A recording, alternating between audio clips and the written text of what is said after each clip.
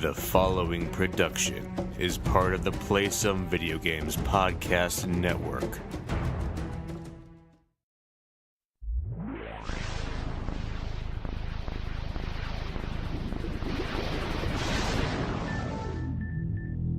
I know you, your past, your future.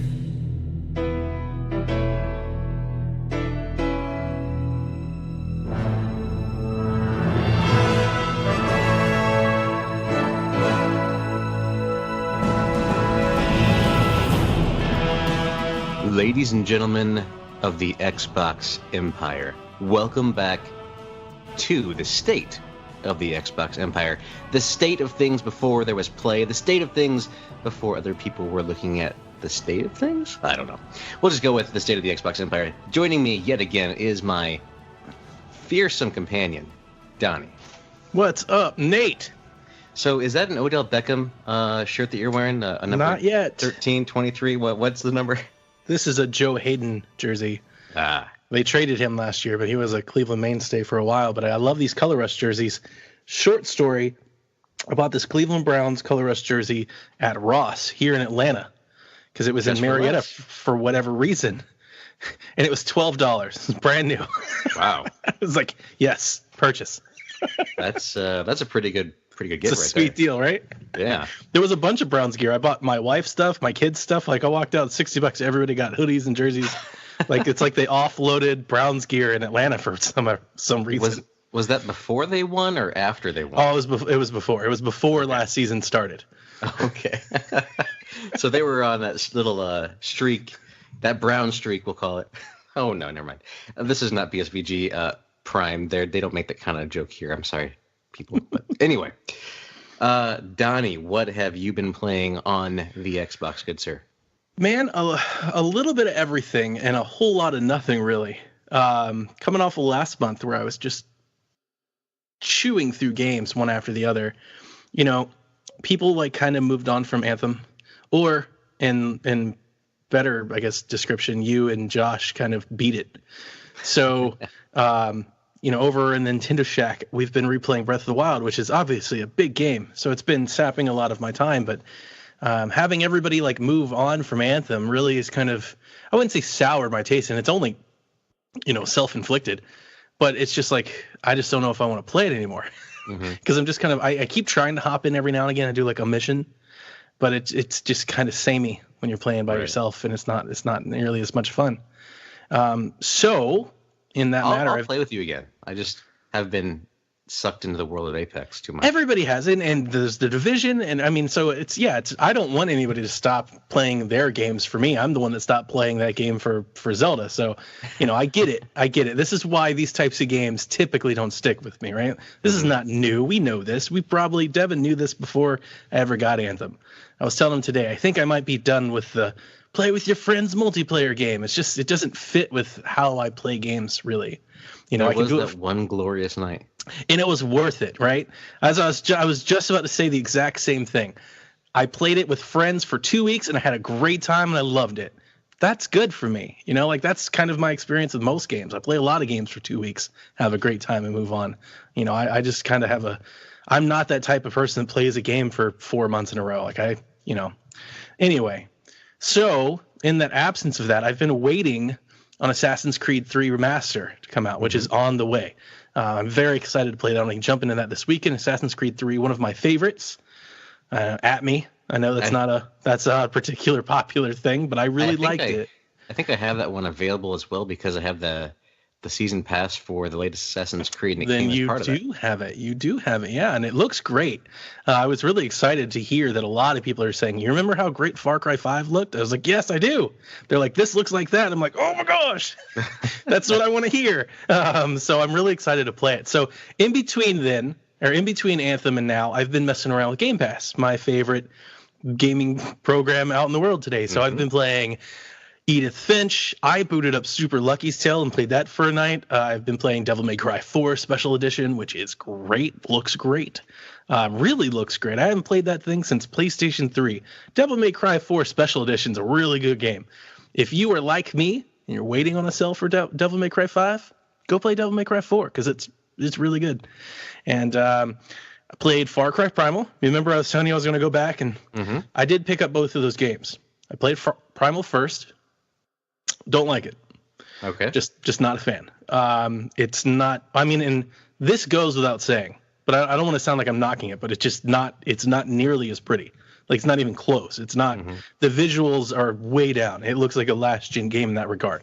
Not the biggest deal breaker. I play all kinds of games that are blurry. Like, that's not the biggest deal breaker. But you add on to it that the controls aren't as like streamlined. Like, the gameplay feels old. You know, this is very much. Did you play it? Mm-mm. So this is very much like a hold down the trigger to highlight the area, and everything goes yellow except for the one purple thing you need to go find. You know, it's got like that old scanning gaming thing that you do.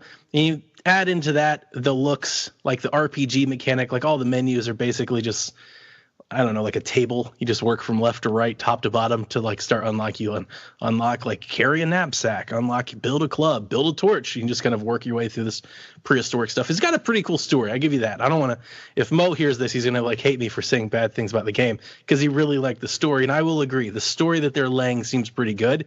It's just the game isn't enough for me. It's very much, you know, it is the same kind of game. You go from point A to point B.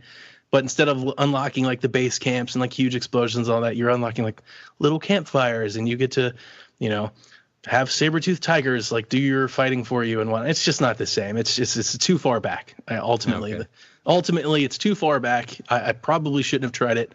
Has me scared to try 4 because, you know, that was like the first one because I bought 4 too. I bought both of them together for $20, and I was like, man, probably not even worth it to boot up 4. Like if I don't like Primal, I'm probably not gonna like that one. So, and I was playing Edith Finch last night. Actually, it's one of my favorite games. You remember, you know, when I found that game and how many like great things I said about it. It's like super pretty. It's super good.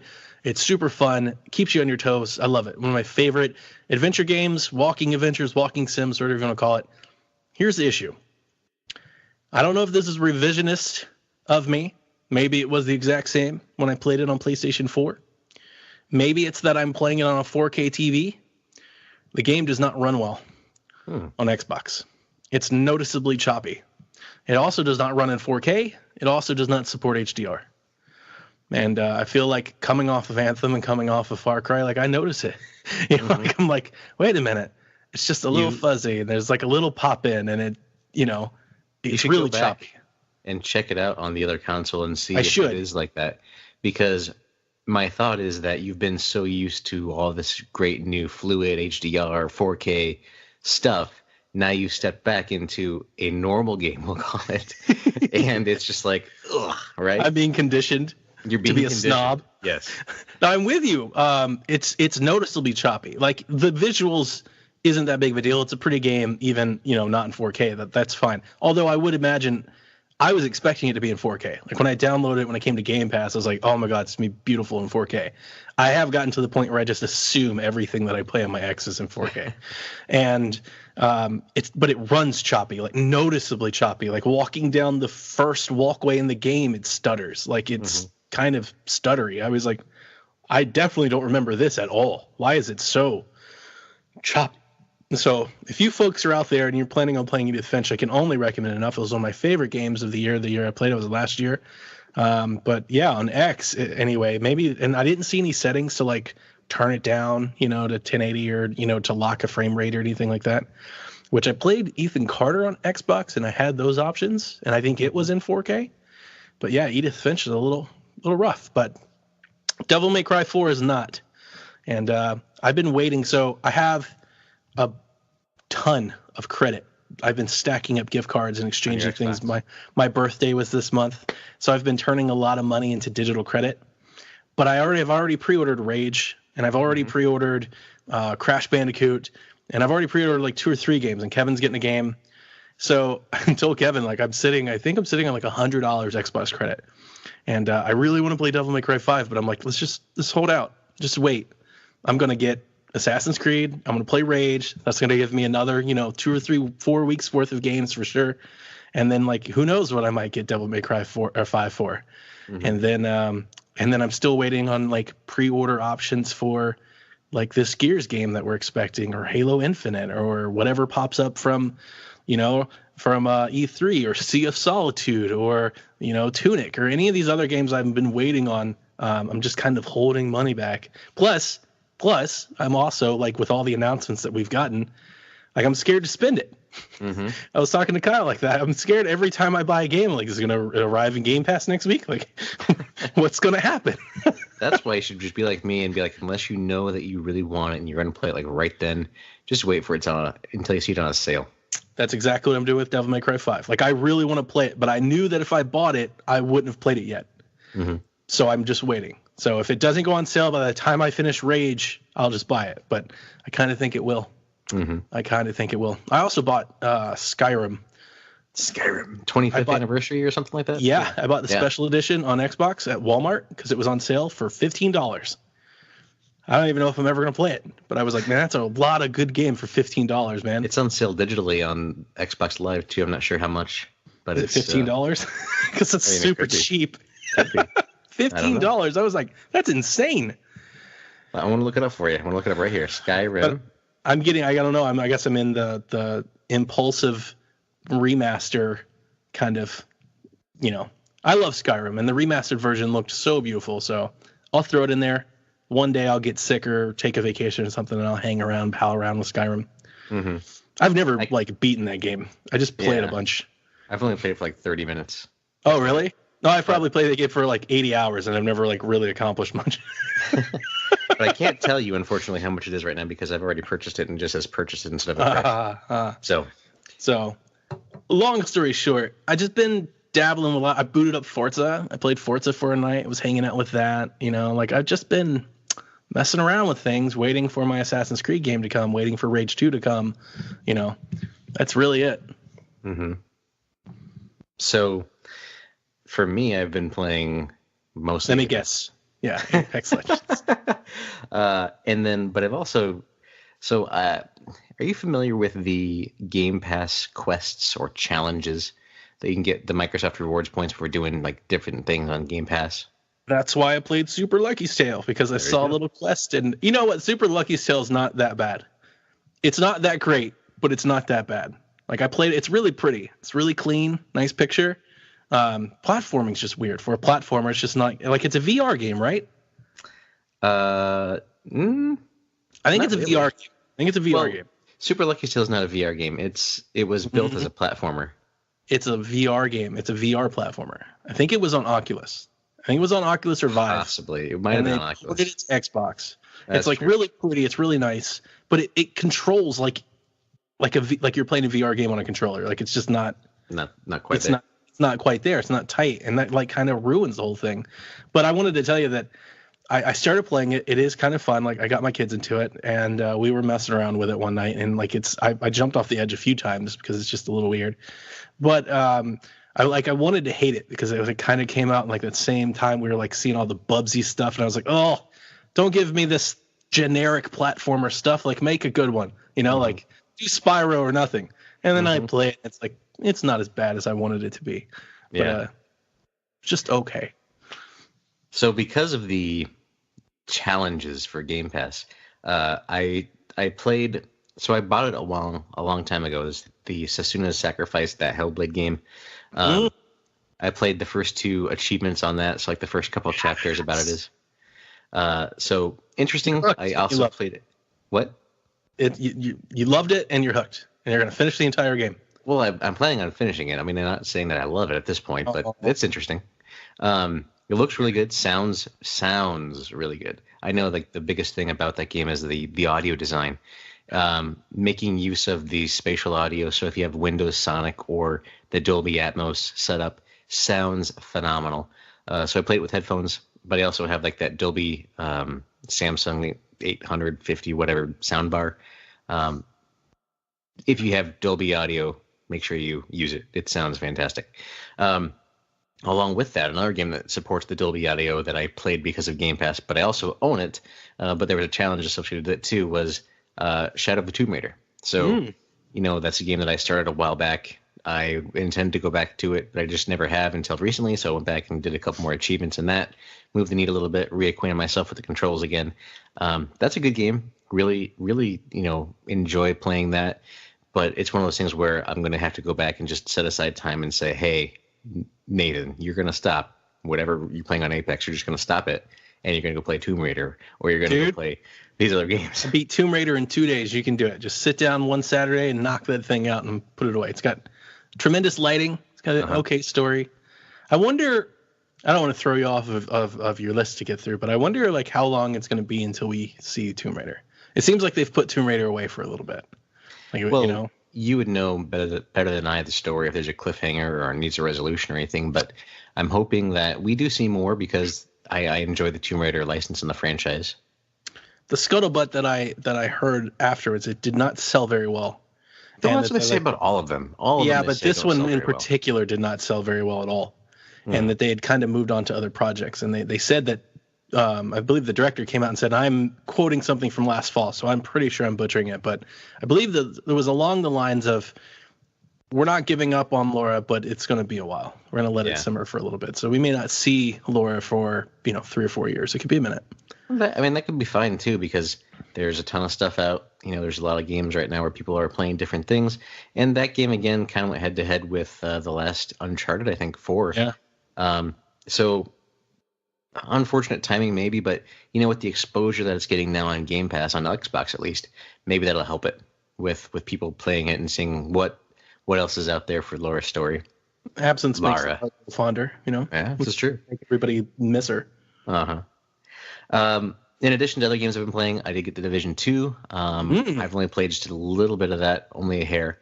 Another game, by the way, with the Dolby Atmos configurations. This is a theme, by the way, if you can't tell. Dolby Atmos is you're only big into on. this. Yes, it's only on Xbox, though. So if you're looking for one of those features, and if you're an audio person, if you enjoy really detailed audio, Microsoft is where it's at. So I'm not, and I really don't know what you're talking about. Is this something that my TV has to be able to do? Like, is it a special TV can do it? This has nothing to do with your television. It has to do with your audio system. So if you're running it through a mixer or a high-end soundbar like I am, you have the ability to use it on the outside, or you get a headphone set like I use the wireless Plantronic rig, whatever, like $150 for this headset, and it comes with Dolby Audio. So you can get the Dolby effect. So you can spatial audio, by the way, it triggers in a way so that it mimics or affects like a 7.1 surround sound. So you're hearing things above you and it makes you want to look up, or you're hearing things below you, behind you, everything. It's not just the 2-channel that you're used to or the 5.1, but it actually has a lot more awareness, or put you more in the situations. So like in Tomb Raider, for instance, you're playing that, you hear like a wind chime up in the tree. It's actually like above you and to the left, so you look up there in the game and it's there. So it's pretty cool, especially when you're playing those first person type games. But in Anthem, in Division 2, Hellblade, and Shadow, those are all really, really showpieces for this Dolby Atmos. I'm looking up my headphones that I'm currently wearing right now, the Astro A10s, and it doesn't look like mine supports it. It says delivers only audio via the left and right channel. However, if I got the Mix Amp Pro, I could deliver Dolby headphones 7.1 surround sound, but I'm not going to get that. Is that like another $80? I have no idea. I know that, like, I'm just not going to get it. I do have a sound bar. I have no idea if it's capable of doing it. I mean, let me put it this way, Donnie. Unless it says Dolby Audio on the box or Atmos on the box, it doesn't do it. And unless you paid over like $600 for it. I definitely did not for a speaker. That sounds ridiculous. That's an Xbox One X and a half. You spent more on the speaker than you did the gaming platform. Donnie, I am an audiophile. I love audio. I can appreciate that. So yeah. I spent $1,100 on mine. That's ridiculous. We should get you an intervention. We have a Nathan banner and like this is a thing. But it sounds really good. Like it sounds amazing though. It's HD Rumble for your ears. It's I've always been all about audio. Good audio. Forever. Good audio. Yeah, you know true. this. We've had this discussion many times. Local recordings. Yeah, I'm with you. Yeah, here we're doing Skype recordings. Convenience sometimes just wins out. But for watching movies, like a lot of the new Marvel movies are coming out with Dolby Atmos. Like you put in Black Panther, for instance, it's in 4K, it's in HDR, so the visuals are fantastic, and you pair that with great audio on the side, it's just an immersive experience, and that's really what completes it. Anyway, I'm digressing. I'm sorry. Audio to me is just like big sound audio, like loud surrounding audio. Like my sound bar is all the audio I could ever want. Right. I mean, and some people like that too. So I like the crisp, the hear things here and there, the actual like the mimicry it's doing. Yeah, the nuance to it. Yeah. So like if you're watching a movie and the plane is going overhead, if it sounds and feels like a plane is going over your head. There's the direction of the plane. Right, exactly. I'm with you. You're painting a lovely picture. I tell you, Donnie, if you ever come over and hear this, you will be like, "Oh, this is amazing," and you would want it. Yeah. So anyway, way cheaper options, like that $150 pair of headphones that I got, the wireless set, and you can get at least an experience of what it is. But continuing on, again, the best place to play, the only place to play games in Dolby Atmos right now with spatial audio, Xbox. On brand, we got to keep that Empire flow going. It's true. But in addition to the Division 2, again, just a little bit there. I haven't played much because I played a little bit cool, and then I went back to Apex because that season pass came out, and I was just been back on that train. I've only got 2 achievements left to get on Apex. Hey, when you play Apex, are you playing with like a squad? Do you have like a group of friends that you're playing with, or are you just playing? It's half and half. So sometimes I'm able to play with my friends. Other times it's mostly just randoms. I have more wins with randoms than I do with my squad. But it's a fun game. Like, I don't know if you've had a chance to play much of it yet. I know you're not really super into that scene, but if you were to come and play with me for a session or two, I think you might find a little bit of what makes it click for me, at least. I will send Jack your way because that's all Jack and his little friends want to play, man. They are into the Apex like you and Kevin and Josh, and they are way into it. Seth. Yeah. It's good. Seth, obviously, he's talked about it numerous times on the PSXP podcast. I think he's trying to brand it as the Apex podcast. Yeah, it's the Apex podcast. Yeah, I don't know. I'm going to have to fight him on that, even though this is a monthly show. Maybe we can say that this is the monthly place to come for your Apex. So, anyway, like you mentioned, I did beat Anthem. Quote-unquote Anthem, so I beat the storyline. And again, the story is fun. The last mission is really fun. I really enjoyed that last mission, so I would gladly play through that story with you again when you're playing through it, Donnie, and especially that last mission. It's just fun. You have those new updates, so they came out with the updates, so now you can like go to the Forge whenever you want. You don't have to go through a load screen. That all sounds great. Mm-hmm. So it might be a good time for me to go back to kind of put Breath of the Wild away, play some Yoshi and go back to Anthem and really get going. Yeah, so I think I've unlocked all of the different javelins now. I think I may have one that I don't have. I don't know if I have that level or not. No interest in that at all. You just want the classes, right? So I want to join you with your Colossus at some point because I have one unlocked, and that way we can be super Colossus bros. I so badly wanted to play on a team of just 4 Colossuses. That's all I've ever really wanted. 4 Colossi. Just Colossi, and we all hit our special on a boss at the same time. That'd be amazing. Just right? It would be amazing. Boss can't handle it. It's too OP. So 2 more games to mention that I've played on Xbox, again because of the Game Pass challenges. A couple indie games, one called Inner Space. You're this glider. You're kind of just flying around doing weird stuff. I played that for a little bit. It's fun. It's fine. It's kind of one of those chill out kind of games. And then the other one was After Charge, which was interesting. It's kind of weird. I don't even know how to describe it. So you're either the defenders or the attackers, and the attackers are invisible unless they're in proximity of a core. It's a weird game. I don't really know how to describe it. I'm not selling it well, but it's on Game Pass. Go check it out if it sounds interesting to you. Again, indies are cool to be in the Game Pass lineup because otherwise I would never, ever, ever have played these games. But again, because it's in Game Pass, there we go. I did buy on a splurge 2 games last night. I haven't played them yet because of the sales that are going on right now. Actually, 3 games, I'm sorry. So I bought the complete edition of The Witcher 3. Ooh. Now, I already had The Witcher 3 with all the expansions, but the complete edition is if and when, because I know I'm eventually going to do it, go back to replay it. It's all packaged together, and it's a new set of achievements. So it gives me more of that motivation to go through and, get more achievements as I go through to replay. That's one of the things that I like about playing games the first time is getting the achievements. I'm like Mo, I kind of like it. And when I go back and play, have less, in reason to do so. So that's part of the reason why I got that.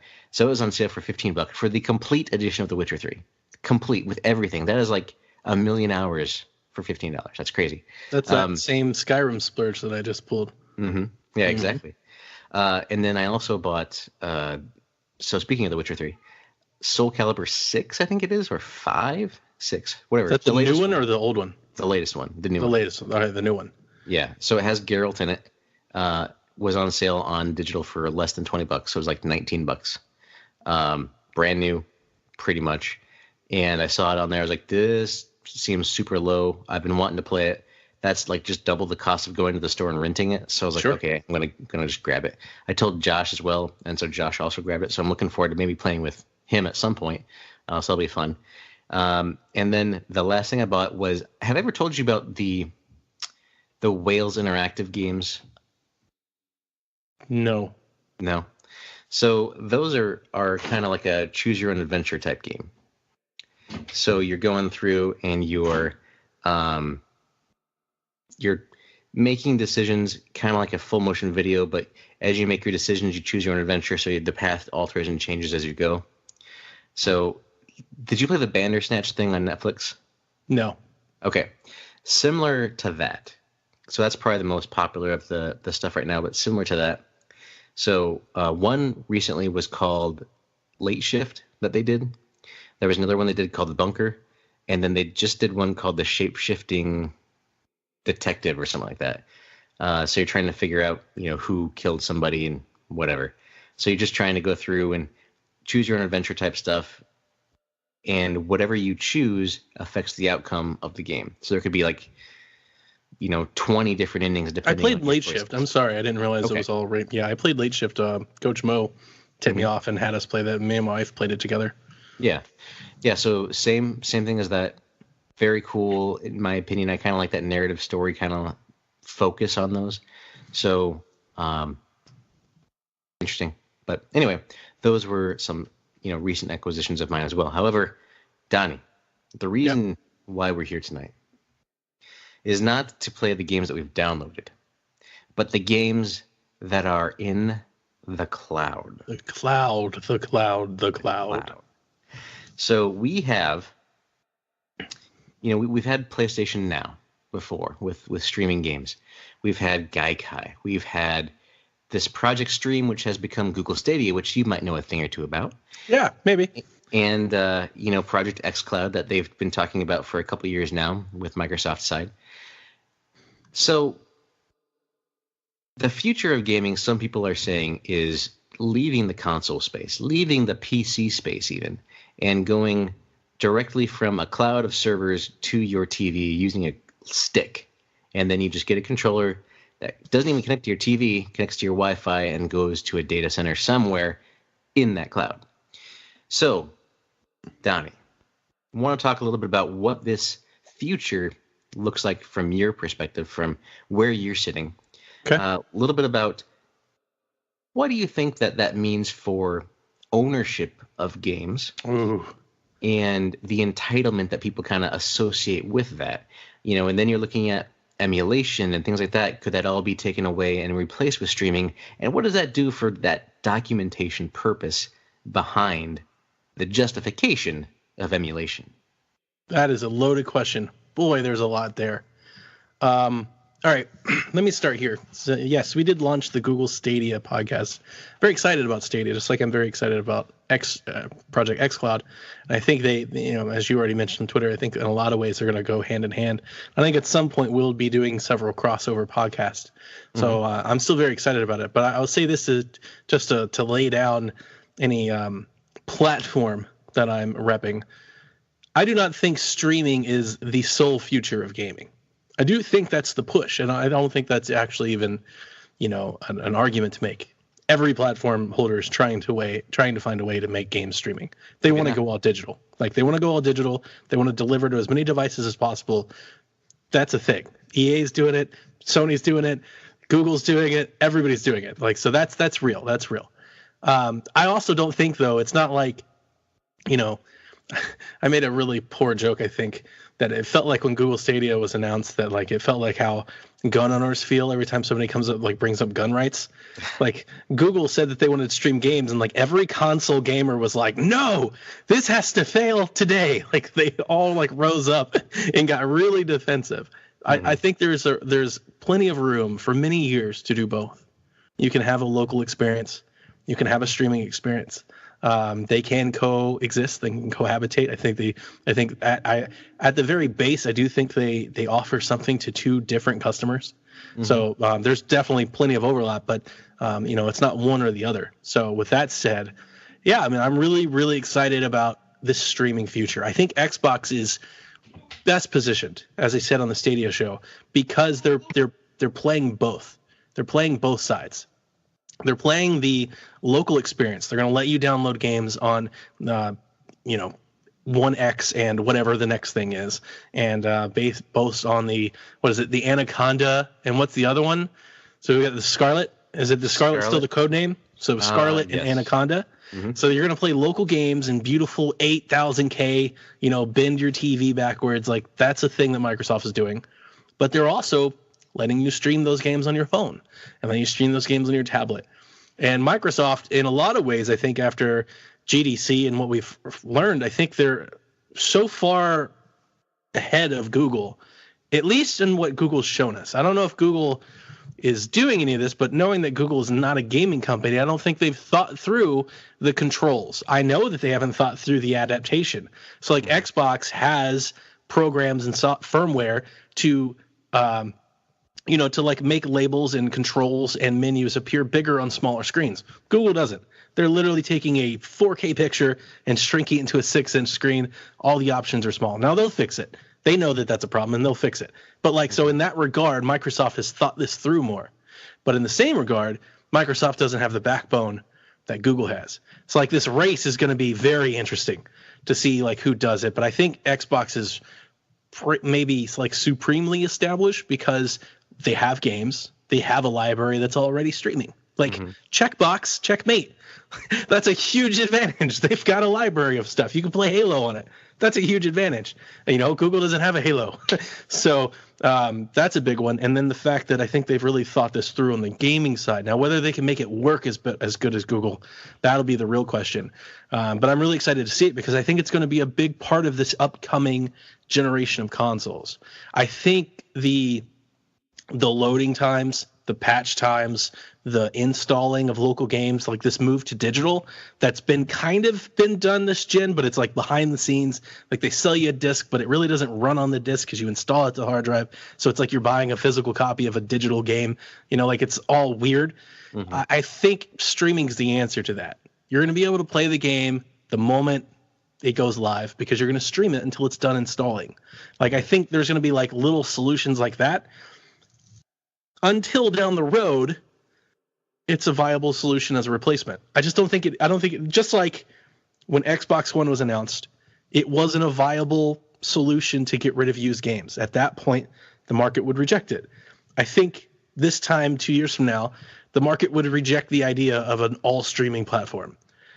But 6 years from now, that might all be different. I think people might be more open to it as it becomes more, you know, ubiquitous, right? People hated streaming Netflix until everybody started streaming Netflix. Like, you got to dip a toe, and it's a long-term thing. And so it's not going to be, you know, Stadia is not going to go live and kill the gaming business. Microsoft's not going to unveil xCloud and everybody starts chucking Xboxes out the window. Like, that's not how it's going to be. But so, long story short, I'm really excited about the platform, and the ownership of games is, if you haven't seen my Twitter this past week, between Stadia and xCloud and me being apparently like the poster boy for wanting to stream games. Like, it's really hard, I guess, to explain to people that are really focused on, I want to own my game, you know? They want to collect it, they want to trade it, they want to get money back out of it. Like, they all have this reason for owning the game. It's really hard for me to feel like I'm explaining my end of it, because it's not that I want to get rid of that, but I'm looking at it as streaming games opens the market up to more people. Streaming games hopefully is a model that we can monetize in a better way for developers. EA just laid off 350 people. That's like one of the last 30 stories in the last 18 months of some developer closing or laying off people. Like, it's really hard right now. For as much as gaming is making more money than it's ever before, it seems like we keep losing devs left and right. And I think it's because it's super competitive. Like, number one, there are a lot of people making games right now. Mm-hmm. And if you miss, that might be it for you. Like, it's super competitive. That just comes with the business. But also, I think it's really, really hard with all of these different things going on to really, like, monetize your game. You got all these YouTubers that want the game for free. You got all these people that are buying it, used, and they're buying cheaper sales. They're waiting for sales like Tomb Raider, right. Shadow of the Tomb Raider. Like, it didn't sell enough to warrant the amount of money invested in all that. Streaming is a way to possibly, maybe, offset it. And it's the first move that I've seen where somebody's trying to change something. Because that's the other thing. And a lot of people are like, well, you don't know that. You're right, I don't know that. But here's what I do know. What we're currently doing isn't working. Like Apex is making way more money than everything else. Like, how are we going to get another Anthem made if a game like Apex, not to say Apex is wrong, but if a game like Apex is out earning Anthem? Anthem took 4 years to make, had all this, we've seen it for years, had all this development, all these people, and then Apex comes out and it's a battle royale game. I don't mean to demean it at all, but it's a loopy, smaller game. You know what I'm saying? Like, it's like, if that type of game is making all the money, how are we ever going to get the other ones? Like, we need a market for all. And like, streaming is the only thing new to gaming in the last 20 years? Like, really, like, new way to play, like, new thing, new, model. Let's put it that way. Because we have the rise of Game Pass. And we know how everybody has these subscription services. So like, streaming offers an alternative. Right. With streaming, you could have an a la carte plan. You could have a Game Pass plan. You could have the traditional storefront that you've always had, but like, it just opens up all these different possibilities and alternatives and a bigger market and more people playing. It just has a lot of options to it, and that excites me. So that's why I'm like so kind of behind it, and that's the point that I try to make. Also, the idea of getting your game out to millions of people like that as you turn a server on, that's got to be super appealing. Like, I know people don't want to hear that because I know people love hardware. I love hardware too. I mean, I get that. I'm a gamer. I love buying boxes. It's super fun to bring home a new console. But like, think about it from the developer side, right? Like, you just issue a 4K patch to your game, but 10 million people bought it on a base PS4 and only 2 million people have on the Pro. It's like, who are you serving? The majority of your customers or none of your customers? With streaming, you can serve them all if they've got good internet to stream it.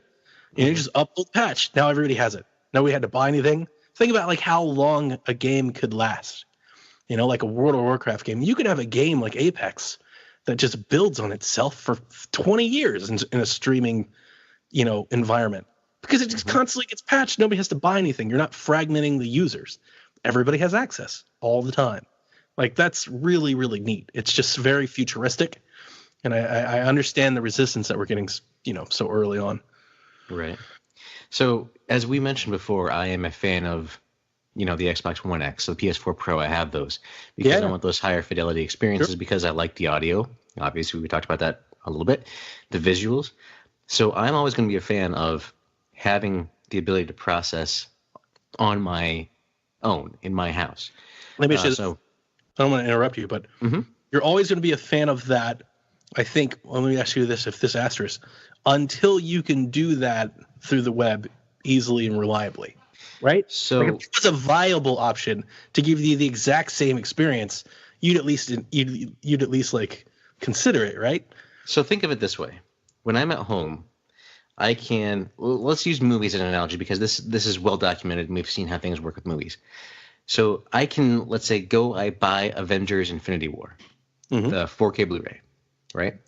And at home, I have my 4K Blu-ray player with my Dolby Atmos setup. I can put it in there and I get that full 4K uncompressed resolution and audio. Yep.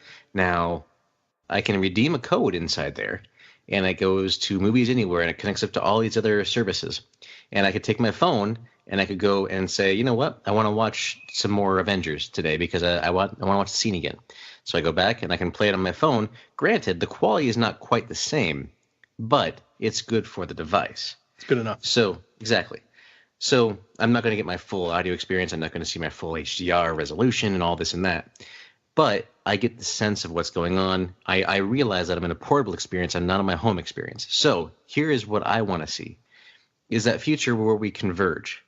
And we have those like me who want to have the Xbox One X at home and that want to have that full bashed experience here without relying on the internet going up, down. You know, if there's a storm going on outside, I don't want to be like in the middle of a match and then all of a sudden my internet fails and I lose to the boss, right? Unless, you know, they're smart enough to suspend that automatically and you don't have to worry about that. Unless it's an online only game, then that won't be working. But, you know, when we look at it from that perspective and using, again, the movies as the analogy, that's what I would like to see. So I want to go to Best Buy, GameStop, wherever, buy a game. A code comes in there. I redeem that. And then here's your Stadia access or here's your xCloud access. But here's also your ability to play it here on your home console. So install it there, play it when you're mobile. You got the cloud saves already working. You can hook up a controller to your phone or wherever you're at. And when I travel for work, right, I take my Switch with me. And that's the most time I play my Switch is when I travel. But now, if I could say play Xbox on my Switch, that's a whole other level, right? Or I could take my phone, hook up a controller to it, and play Forza on the road. I'm going to be enjoying that experience. Or I've been playing Tomb Raider, and I want to focus on this level, get this done. If we can do something like that and have that back and forth, that's where I think would be more interesting as we get to that level. To do it effectively, let's say you have the Xbox Live Gold now and you have Game Pass. They're two separate subscriptions. Combine those and add this third layer with xCloud support, right? And you have like the premium Xbox Pass. This gives you your gold. This gives you your Game Pass. This gives you your XPlay access to any game that you own digitally or being able to purchase or rent or whatever their system is. Everything, right, for one fee. That is the as-a-service model that everything in the enterprise world is doing already. Yep. So you look at Azure services, you look at AWS services, you look at Google services, everything is as a service. Yep. They want to scale. They want to allow you to you know, eat as much as you want, pretty much, right? Mm-hmm. They're bringing that into the consumer space by doing this. We've had virtualization and streaming for years in the corporate environment. If you used VMware View, you're streaming your desktop. You know, you're typing away. You may not even realize that your computer's not actually there. It's just a terminal that you're going across the country to. Just a client. Yeah, it's just a client. You're looking at your email. This is, you know, a very similar example. If you use Outlook, you're not looking at your email on your computer. It's on a server. So everything that you do is on a server these days anyway. You look at Microsoft Office 365 and the Google Online Suite, right? They're the same type of example. Everything is running behind the scenes. They're phone services for Skype for Business. If you're on the Office 365, that's in the cloud. Your video and audio streaming and everything is in the cloud. It used to be everything was on-prem. But in the corporate environment, we are switching away from wanting to manage our own things, having people to manage those things and the patches and the security that comes with it. We just don't want to deal with that anymore. And so in the corporate world, we're switching more to the as-a-service model because that makes more sense. It takes less manpower to run it. It's generally more reliable and it's quicker for anybody around the country if you have around the global community. Because if you have a company, like let's say, I'm going to throw one out here that's local, at least Caterpillar. You know, you've probably heard of Caterpillar. They make the earth-moving machines. They are a global company. Earth-moving machines. They're earth movers. What do you call them? I mean, down here in the South, there's not one person that would call them an earth-moving machine. They're built here, sir. This is where we found. No, I know that. It's so funny. Some Southerners would be like, they make them their bulldozers. They're like earth-moving machines. Those are called shovels. A Nathan. bulldozer is just that's just called oot brother. So anyway, but they're, you know, all around the globe. If they're just having a data center in Chicago or in Peoria and people from China are connecting up, all that latency in between does not make for a good experience for this. But when you look at this as a service model, data centers are placed all around the world. They replicate between each other. They make the access quicker for each people, depending on what node they're near. That is why the as a service and the streaming can work. But then you have the other thing that people are all talking about now. The biggest conversation I've heard about it is that most people can't realize the benefit of streaming because they don't have high-speed internet. They don't have it, or they don't want to pay for it. Right. Now, I would challenge you to tell me if you are on an iPhone, a Droid, any sort of modern smartphone, you most likely have 4G, right? Yep. 5G is launching just around the corner. Those data speeds are more than sufficient for what they're wanting you to do with the streaming capabilities. Granted, you're going to hit your cap really quick if you start doing this, but you do have the ability to stream it. So this is all a long way to say is that when you can have one term that we like to use in when we evaluate vendors and things for services or system as a service type things is best of breed, right? You want the best of breed. You want to have the best of the system as a service experience, but if you want to have something on-prem, you want it to work together because this is the way that it tailors the experience for you. So I want the best of breed between the Nextcloud, between my home experience, between whatever the future is, because they're releasing the all-digital edition of the Xbox One S, right? That could be that if they I'm excited to see it, by the way. It's supposed to release here in April. I want to see if it's like really small. I don't think so. The rumors I'm hearing is that it's the same size as the current S, just missing the drive. It's a terabyte size. That's the rumors I've heard. Nothing official. Don't take that as quote. But that comes out, right? You have your Xbox One S all digital edition. Also, Xbox One SAD, if you take the acronym. Anyway. Xbox One Sexy is what we deemed it. So if you take that and let's say you are crazy enough as Microsoft to put it out at $100. They're not going to do that. But let's say they did, right? And you say, guess what? Included with this, you get 3 months of Game Pass and xCloud. You start the whole streaming culture. You start that Game Pass culture with this little box. Granted, it's a step in that direction from this generation. Depending on how that does would influence the real target for the next generation. I still think for the next generation, you get your home consoles. You're still going to get I'm with you. the Xbox One and the PS5. You're going to have a local experience. Yeah.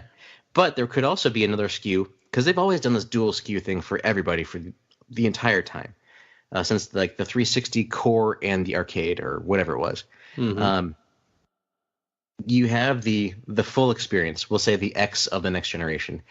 But then here is also the basic experience where you stream everything to it. Sure, there's a hard drive. You could download some stuff too if you want to. But most of these consumers that are buying this box are going to be streaming. That's, I think, the future that we're going to see and where I think that'll go. No, I think Xbox is, like I said, I think they're best positioned because they're going to do both. You're not going to have to make a choice. And that's the biggest challenge facing Stadia is winning over people that buy video games. Because it's going to be very difficult. I mean, and here's the part that it's really hard to speculate the future when we don't know what either are charging. Mm-hmm. We don't I keep living in this fantasy that Xbox just lets you stream a game that you own. But I don't think that's going to be the case. You're going to have to pay for it. You're going to have to pay for the ability to do that, I think. But I think it would be wise for them, if they really want to set this up future, it'd be wise for them to, it's included with Game Pass and Gold. You can just do it. If you own the game, if you have access to the game, then you can stream it. That would be genius. Right. Because then the convenience becomes worth it. If they come out and tell you, you have to pay us $20 extra a month to stream it, now you've got people wondering if it's even worth it. They're like, am I really going to use that? See, I would much rather them just be like, it's an option you have. Let them eat the cost because people will buy more games, so use it more. You can charge later, right? It's the Amazon model. Let's put everybody out of business. Let's be the place to do it, and then we'll raise the price. Google doesn't have that option because they have no local ability. So they're going to make you pay for it out of the gate. So until we know all of that, it's going to be very difficult. Plus, we don't know who's going to be able to do it better. We saw the demo from at Inside Xbox. We saw Forza on the phone. Looked great. Didn't look like it was performing all that well. She's moving the stick left and right, left, right, left, right. Car's not moving at all. The car's barely moving and staying straight. So we don't know how it's going to run. And I think a lot of it is just we don't know anything. And here's the other thing. I said this on the Stadia podcast. Nothing works at first. It's not going to work. I 100% believe that. xCloud isn't going to work. Stadia isn't going to work. I mean, we can't even have like Battlefield just launched a new mode and it didn't work. Like, it's not going to work, right? It's not going to work the first month. We'll give them a month. It's not going to work the first month. Give them time. They'll iron out all of them. These people are geniuses, all of them. Microsoft, Google, PlayStation, like they have the smartest people they can hire, tons of money. They're dumping millions of dollars into this idea. Trust. They're going to fix it. They'll find a way. Like something will happen. They'll figure it out. And it'll take some time though. So I'm with you. The local experience is still going to reign supreme for a while until streaming becomes something you can rely on, just like discs to Netflix. Right. The interesting thing is I think Microsoft, if I could use an analogy, with this whole streaming, and I don't even call it streaming, I just really want to call it digital, like the whole digital future of games. I think Microsoft is trying to be Netflix. I think Google's trying to be Spotify. And I don't know, like, if either is good or bad for the gaming business. Like, Spotify killed music. But I don't know if that would necessarily do that, you know, like, I don't know if that's one-to-one, right? Mm-hmm. Because, you know, Google, think of it like YouTube, you know, and YouTube might even be a better example, really. YouTube makes tons of money. You know, they have so much ad revenue. If they went that approach with streaming and games and it worked, God, it could make developers more money they've ever made ever. Like it'd be huge. But whereas I think Microsoft is taking the Netflix model.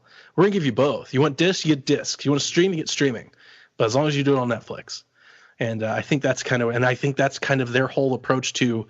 I mean, we saw Game Pass hit Switch. Like this is something since the last time, you know, like this whole rumor we keep hearing, Microsoft publishing games, Xbox Live going to other platforms, Game Pass coming to other platforms. That's the Netflix model. We want to be everywhere as much as possible. We don't care what TV you get, what box you buy, as long as you play Game Pass, you stream on Netflix. Like that's kind of their approach. So they're both a little different. Right.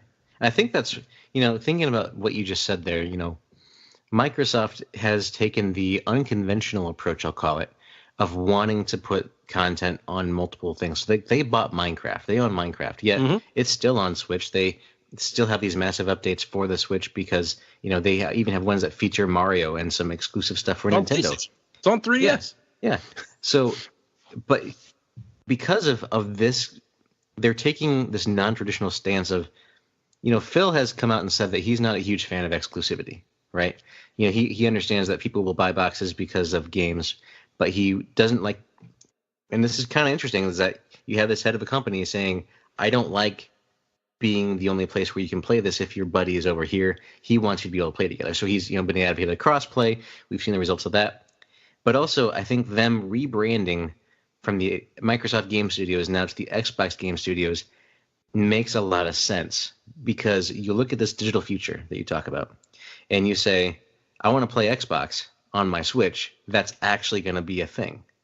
So I'm going to play the Xbox Game Studio because that's going to be the logo that pops up anywhere when you launch a game. Yep. I want to play Xbox on my Switch, and that could be a reality. Yep. So I think that is part of that name change. I think this has been a long time coming with just the way that they're testing the waters, right? They've also tested how you can own an Xbox One S back in the day, or not back in the day, but like a year or two ago, with a subscription model, paying basically over time what the amount of the Xbox is with the cost of Game Pass. That could be a similar approach that they take. They've tested that. That works as a model. I don't know if it did or not. And if that did work, kind of start bundling a package along those lines and say, hey, you know what? Here's a free device as long as you sign up for a year of our services. Yeah. I think going back to one of your original points about being the connoisseur, wanting that big giant local experience at home, like that premium experience. I think what Xbox has done is that they've shifted their entire business model away from being a hardware provider. Mm-hmm. They still make hardware, just like they do with laptops and all kinds of stuff. Like they still make those, but their business isn't focused on selling them.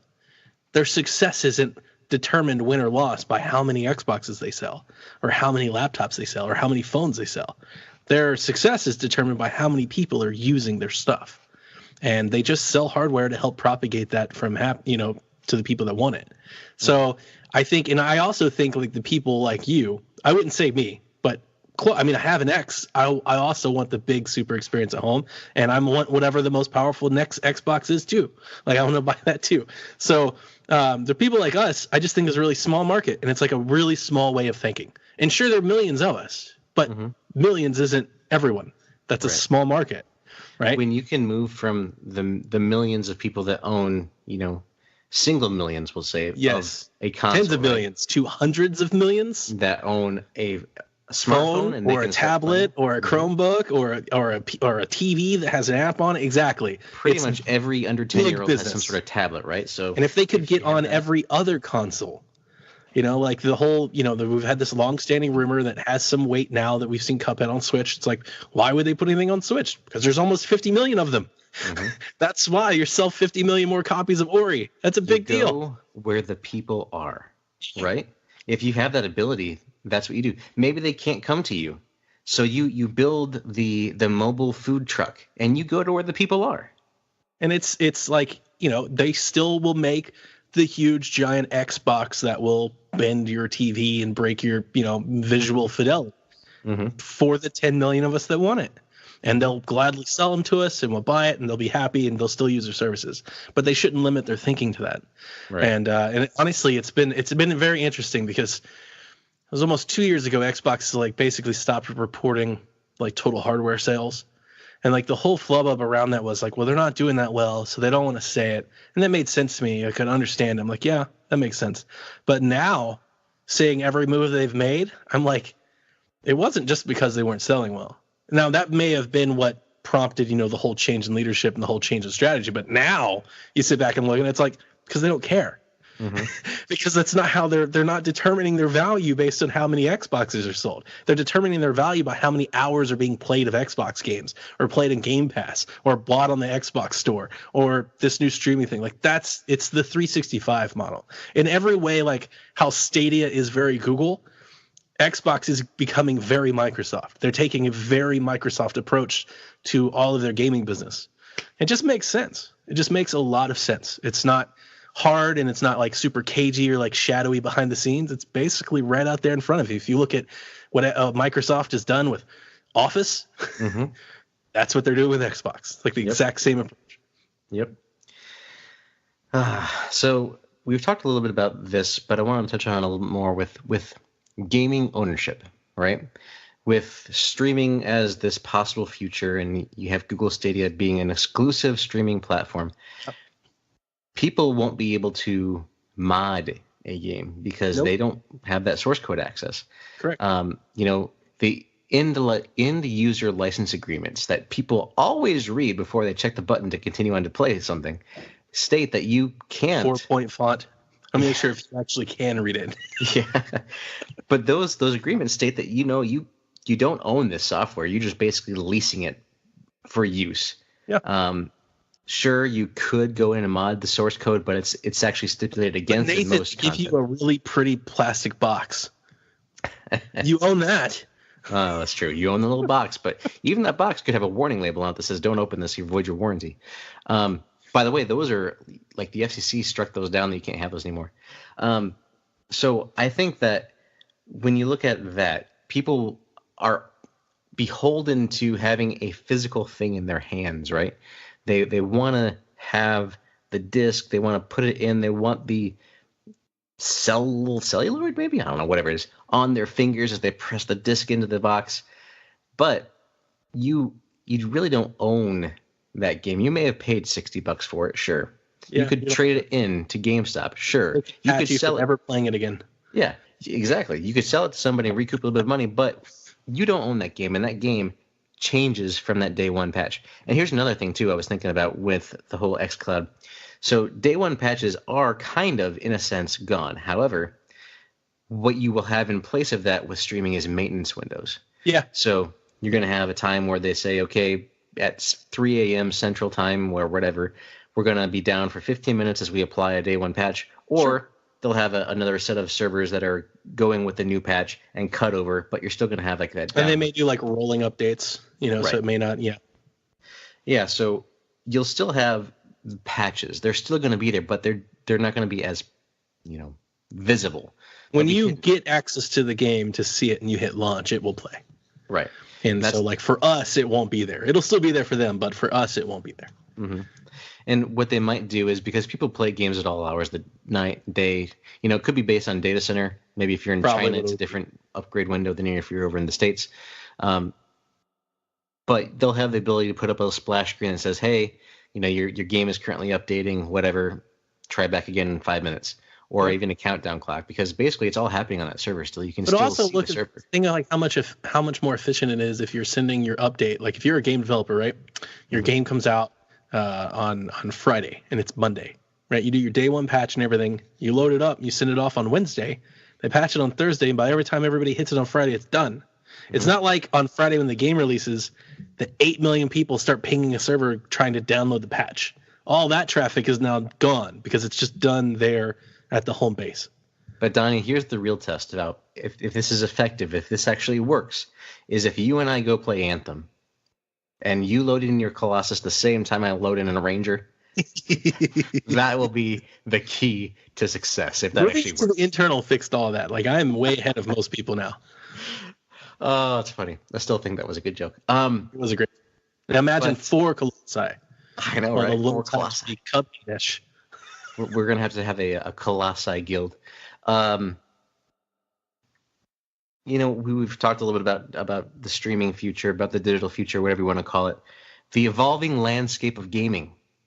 It's always changing. They're always looking for the next thing. What is the next thing? It's funny you say it's changing. I was here thinking today that like it really hasn't changed, and it's been so far behind the rest of media for a long time. I was saying this yesterday. Like we had and I don't mean to derail you, but like there was the Sinran Kangura producer who stepped down because he said his games are being censored. We were talking about like, adult only games, mature games, nudity games, and how it's like constantly like, you can't do anything like that, but you can totally have like Mortal Kombat, like bashing somebody's skull out of their face. Like that's so far behind movies. Mm-hmm. That's like 50 years ago in movie time, and and especially like digital, the rise to digital. Remember, it was last gen that everybody hated digital games. Mm-hmm. Indie games like a bad term. That was last generation. It wasn't that long ago, and now we can't stream like everything else streams. Like It's so far behind. It's like that's what I said in the Stadia show. It's gamers are very set in their ways, man. They don't like change, and they're hard. It's a long ship to steer. You just can't bust change on them, or you end up like Matrick. you can't go that approach, man. You can't rip off the Band-Aid. And so here's the thing, right? 2013 E3 conference, everybody came to the Microsoft show and they said, you know what, we're going to have this, this is our new DRM that we're launching. Yeah. It just has to check in once a day. You'll be able to play it from anything, wherever you're at, kind of in a sense is basically what they were getting towards. If you have multiple consoles, it's yours. You bought it on one console, that's even fine. Talk Anybody about on there family sharing, all this like stuff. All that stuff. Never. Yeah. And everybody was like, "Oh no, I don't want to always touch this. My internet's not good enough to support connecting every day." Now we are 6 years later. Microsoft was ahead of the curve. People just weren't ready for it. So the Dreamcast was ahead of the curve. You're exactly right. I was just about to tell you, I was one of those people. I was an Xbox gamer most of last gen. I watched those 2 E3 shows. I ordered my PlayStation 4 the day after. Because I was like, I can't believe they're doing this. And it's honestly, I think that's why I'm so for it now and like for the future to come. Because over the years, I've realized what I didn't like. We didn't know what we didn't know then. It was so radical at the time. There was so much change. It was hard to fathom it all. Like we didn't ever experience anything like it. Fast forward 6 years, we live in a whole different digital space now. I can beam all kinds of things to we live in a post-project stream world. I've seen it work. Like I have game sharing with my friend. I buy games and we share libraries. I'm so used to it now. Now I want it more. I want it to the nth degree. I want to see all the convenience features and factor come through. Like we have the Switch. It's so cool. I play Zelda in my office, play Zelda at home. I want to do it with everything. I want to play Forza on my phone on the car. That sounds awesome. So I think that's honestly why I've kind of been so stringent in this now, is because I feel like I really jumped the gun too early then. I was one of those people. Yeah, I mean, it's one of those things where they were trying to find a new way to get around DRM. You have to have digital rights management. You have to figure out a way where you combat the piracy and things like that. But I do counter your point that you said that gaming hasn't changed.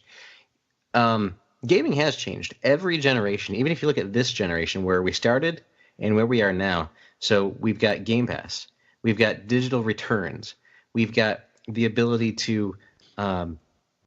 So my point in what I said was that like the way we play games really hasn't changed. Like the way we play and buy games really, like it's marginal, it's slow. That might have been, it's very slow compared to music and movies and all the. But you're also talking about lower transactional things with movies and with music. You deal with games, and typical games are $60, right? Typical movie might be 20, albums are 10. You have a higher transactional level with a game. That's why it is a little bit slower to move, because people are more hesitant to spend that 60 as opposed to that 10 or people that 20. I still think gamers are adverse to change. Like everybody is adverse to change. People adapted to iTunes fast. Like once the iPod came, we were like, we get it now. It was simple, right? Exactly. It has to be simple. It has to be intuitive. It has to be easy to use, that your grandma can do it. Got to be better. Right. Once you show somebody that it's better, like, hey, this is better, they go, oh yeah, it makes sense now. Now I'm on board. But you have to show them that it's better. People are still complaining about the headphone jack being taken out of the phone. It's true. And I haven't used a headphone like jack in forever. I have Bluetooth. I don't want wires connecting me. Right.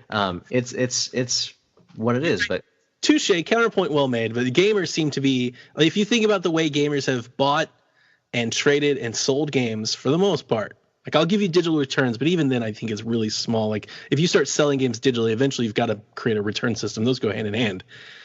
That really hasn't changed since the 90s, the early 90s. It's basically been the same. You go to the store, you buy the product, you bring it home, you plug it into your machine, and you play it. Now we're talking about you don't do any of that. Like it's all gone.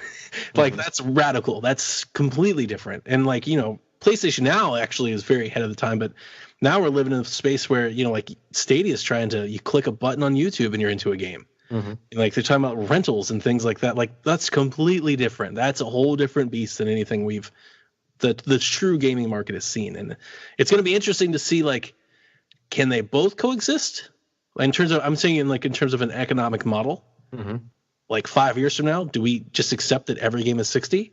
Do we get to the point where some games are more than $60, or do we go the mobile route where you're just paying for access to games? You're no longer paying $60. Maybe you're paying $9.99. You only get to play it for a month or a week, or it's all subscription. It's all Game Pass. That could be the power of Game Pass. We could see everybody have a Game Pass like model, and what does that mean for developers and indie developers, and like the amount of, like, there's just, that's the thing. That's why I'm excited about it. Like everything is kind of up for grabs right now. This is a big deal. I don't know if you can hear me or not. I can. Okay. It's gonna play out, but it's gonna be we're in for some radical times here soon. Some things are about to change. Yeah.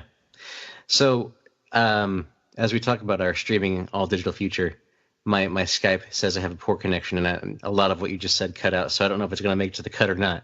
We'll see what happens here, because we're also using a Skype for recording, all digital, all streaming, all overlords. xCloud. Exactly. So we'll see if that last little bit makes it, or if this was just the last few seconds of silence. We'll see. But Mr. Reese. Yes. Since the internet is telling us that we should probably start wrapping it up, what would you like to finish off with this month? Ooh, Xbox had an ID at Xbox Game Pass video that they posted. It's basically Nintendo Direct for indie games. Mm-hmm. And I'm not sure, did you watch it? Not yet. Sarah Condi was there. She was on screen. Who we got to interview at MomoCon. I'd like to say friend of the show. It was really cool. I was like, whoa, I know her. We hung out together. We had a sandwich. Like we had a discussion over lunch. Like it was really cool.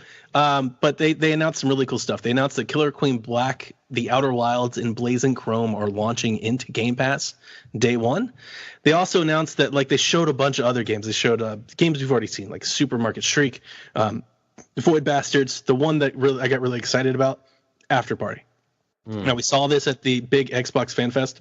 This is a game that's on my big to-do list. This is from the Oxenfree devs, and basically it's like drunk cart the game. Like you're in hell and you're trying to out drink and out party the devil.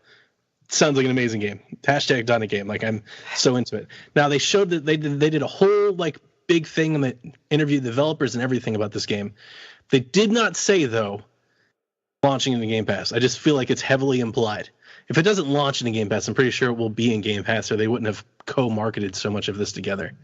So, yes. So that's a cool video. You need to go watch it. It was probably my favorite, like Xbox thing that they've done in a while. Are you there, Nathan? So, I don't know where you were at there, but I had a connection lost. I stopped to ask if you were still there. Again, I talked for a good 30 seconds, but you stayed froze. I was like, should I keep talking? All streaming all the time. Again, this show is kind of going off the rails now. Told you, it's not gonna work. It's not gonna work. And I have a fiber connection. I have like a gigabit connection into my house, so it's not me. I think it's the Georgia stuff. Me. It's for those bulldozers moving stuff around. The Earth moving machines. Damn it. All right. So I think you have an announcement though, don't you? Yes, I wanted to announce that this month over at I always do this wrong because I'm always psvg.blog. This month over at patreon.com/psvg was Xbox Empire's month to sponsor the Patreon giveaway. So every month, if you're a patron, you're a supporter of PSVG, we do a giveaway, a lottery. We throw all the patrons' name into the randomizer, which I have in front of me. And I'm about to pick a name, and we're going to let them know who's won this month's giveaway. So this month's prizes that you can pick from, we have a PlayStation 4 copy of Yakuza 6, Song of Life. We have an Xbox One copy of Anthem. Are these digital or are these physical? The Yakuza is physical, Anthem is digital. We have a $20 gift shop card to any eShop you want. So if you don't want either of those games, I understand. But this month, because it was our turn to sponsor, what else could we put into the prize box? Like, is there anything else we could have put in? It had to be Game Pass. So there's a digital code for 6 months of gooey Xbox Game Pass goodness. Donnie, what do we have to do to get to a tier where we can give it away an Elite controller? Ooh. It's got to be special. It's got to be special. We have to think about that.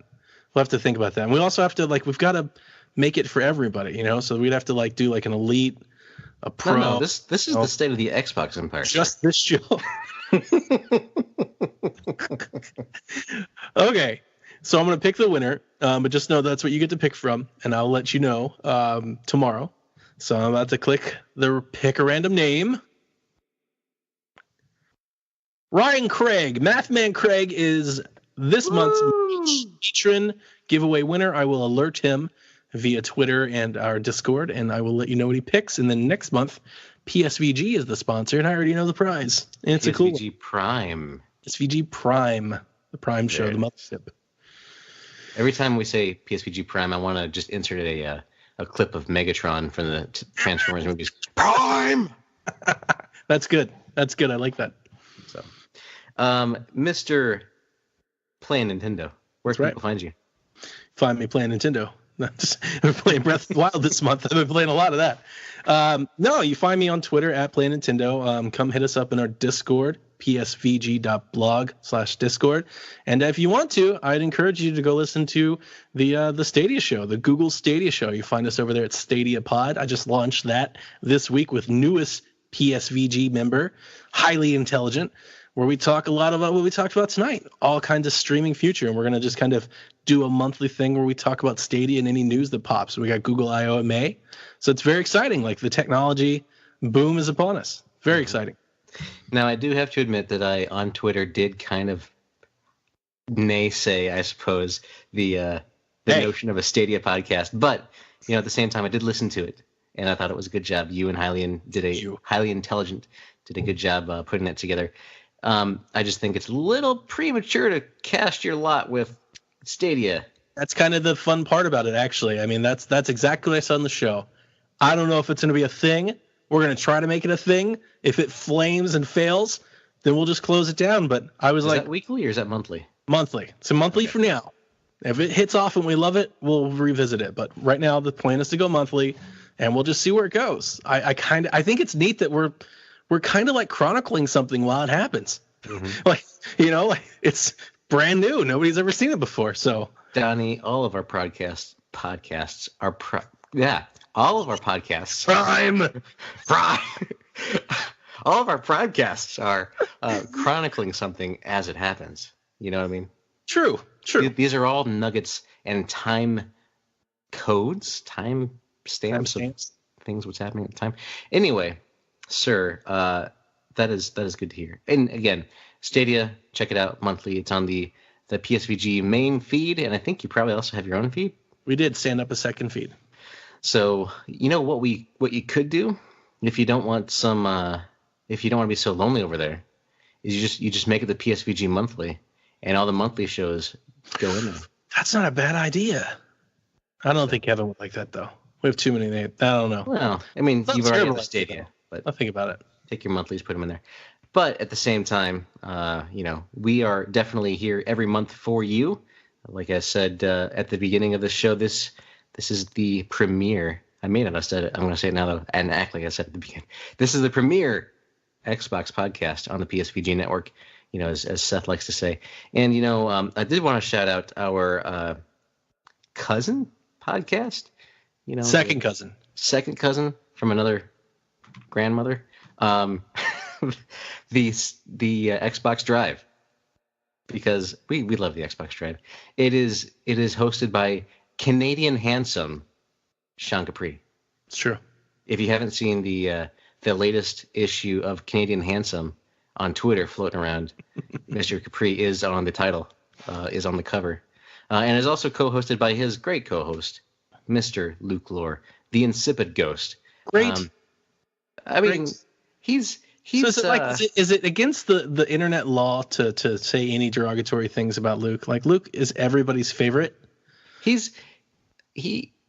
Everybody loves like Chewie to Han. That's true. That's a good analogy. Everybody loves Luke. I would say I love Luke, but the more, like, Luke and I just don't agree on anything. And I was listening to the show, and he was talking about, ID at Xbox Game Pass and marketing and search engine. And I was like, who cares? It was an awesome show. Great games. Sarah Condi was there. I was just like, man, I can't go to Twitter and be like, I disagree with you, Luke Lore. Then all of Luke Lore's buddies join up and beat down on me.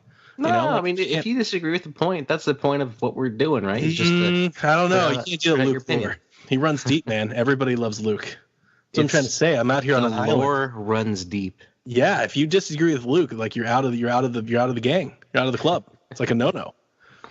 Oh, well, every now and then I'll disagree with Luke, so that way you won't feel like you're out there. He'll say, I'll find something and I'll disagree with it and I'll tag you. So just what do you call it? It's the Xbox Drive. We're going to call it the Horn Hog segment or something. We got a Horn Hog at us. Road Rage. Anyway, but yes, check them out. They're a good show to listen to. They are the only Xbox show that I listen to every day when they come out. I'm with you. No, they're great. Everything you need to know about Xbox, they're perfect. They have good match. If you want a weekly show, because we're not weekly, we're only monthly, go check them out. Give them a listen. They're good sauce. You can find me over on Twitter, doing my thing over Voiced by Nathan. You can find this show at the Xbox Empire. Is that what it is? I haven't looked at that Twitter in a long time, actually. It's been kind of hectic life here. Twitter account. I know. Life gets in the way, as we found out in Jurassic World, Jurassic Park. Is coming out, like, it's a big deal. Like, life's Dude, Endgame is sick. That's going to be so good. But yeah, you can find us over there. Also on the Discord. The PSVG Discord is on fire lately. There's been a lot of talk. We talked about Stadia, we talked about Xbox stuff. There's PlayStation chatter in there. There's random chatter. There's people talking about retro games. There's people talking about music, films, movies. Last night I was going on a tirade about Star Wars stuff. Just to kind of get some of my frustrations out, because the newest Star Wars stuff is fine. It's good. It's part of the saga. I enjoy it. However, I still think that there's a little bit missing from some of them. Anyway, go to our Discord, check out that little conversation we had, and enjoy your time there. So, I did want to thank our patrons. Donnie, actually, I'm going to toss it to you for that because I don't have that master amazing list that you put together right in front of me. So I want to vamp for a second while you find that list. And I want to talk about one more thing. One more thing. So this is the month of March where this is coming out. Next month is April.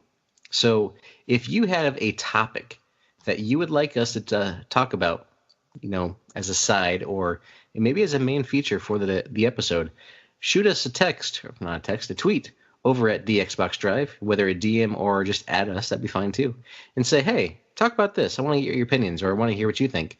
We would be happy to oblige in the month of April. No fooling. This is the month of April we're talking about now. It's true. Thank you to our Patreon producers, Cowlo, Coach Hulk, Devin, Kevin, Chris McElfresh, Kyle, Professor Switch, Bonesaw, Josh Borboni, Barry Cathcart, and Paul Calico. They sound like a tag team, don't they? Barry Cathcart and Paul Calico. It's like some old school wrestling stuff, man. It's good. I like it. And I have a question. So every time I hear everybody say Josh's last name, is that legit the way you pronounce it? I have no idea. Or because I was thinking, is that just Kevin said that once? Sounds good. Because there's like an inside joke between the two of them, and then everybody copied what Kevin said. I think there's a conspiracy going on here. We need to talk to Josh and have him pronounce his last name for us. Why is it? We need to get him on the show, actually. We need to get everybody on the show. Yeah. I'm with you. I do enjoy our discussions, and they frequently go in places that I don't expect, and the internet gods sometimes try to keep us apart, but we always come back together. That's what we do. Anyway, we're rambling. We are not trying to get into the awkward finish territory, but we're dangerously close to this point. So, ladies and gentlemen, boys and girls, denizens of the internet, and fellow Imperials, this has been the state of the Xbox Empire for March 2019, and the state of the Xbox has never been stronger.